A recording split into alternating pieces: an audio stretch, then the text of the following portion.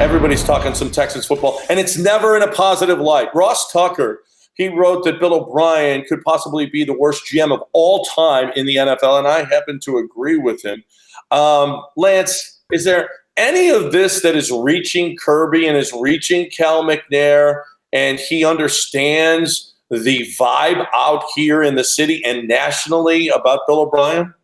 You know, when you think about it, the McNair family, the ownership group, and specifically it's been Bob McNair. You think about how he operated. He was slow to pull the trigger on Rick Smith and Gary Kubiak in 2010, where some people thought they could have gotten fired. And, you know, they benefited from a strong 2011, 2012. And so I'm sure Bob McNair felt vindicated with that, and that's fine.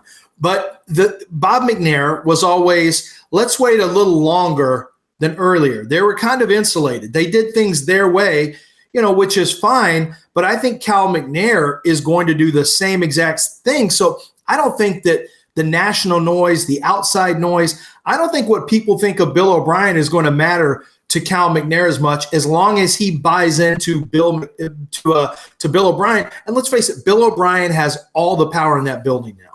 I always got the feeling that there was a respect level for Bob McNair. I always got the feeling that Bob McNair, that they had to run everything by Bob McNair. And I don't know that Bob McNair interfered with a lot of football decisions. I don't know that. They let the football people do football things. But there was not a fear, but there was a respect for Bob McNair. And you notice how this has all changed now, that Bill O'Brien seems to be running roughshod. He and Jack Easterby have all of the power, and they're just firing people up. And it just seems like, and making crazy decisions for this organization. And I think that all starts at the top, that there's not a respect for Cal, and they know that they can run roughshod over him, and they know that they can that they've got control of this organization, and they don't have anybody above them that is going to slow them down. So to think that any of this is getting to Cal McNair, I really don't say. I think he's so insulated. I think he's so far removed from what is actually happening in the real world that he doesn't understand where this fan base is with Bill O'Brien. Yeah, and I don't think it really matters to him as long as the wins come in, as long as the money comes in.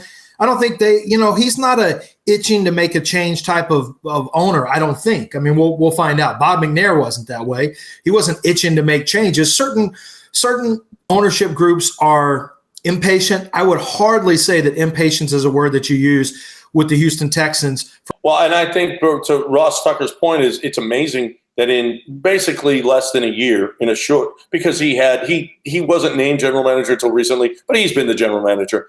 In just a short year, how much he's botched this up. That's the amazing part of this thing is how bad that has been. And, and I think it was even illustrated. I'm a season ticket holder, so I was in on that conference call with the round table or town hall. It's not a town hall because the town hall has people there and they get to ask questions. And that was exactly the point of that round table, was that Mark Vandermeer led Cal, he led Jack Easterby, he led Bill O'Brien, and there was no outside interference. No fan questions that came in? No. Nothing? No. Are you crazy? No. Fan questions with asking him about baby mamas, with asking him about the draft picks and how he's – this cannot be more perfect for Bill O'Brien to be running amok. He's doing bad things to this organization, Lance, things that we don't talk about in church or in private. Nice sandwich.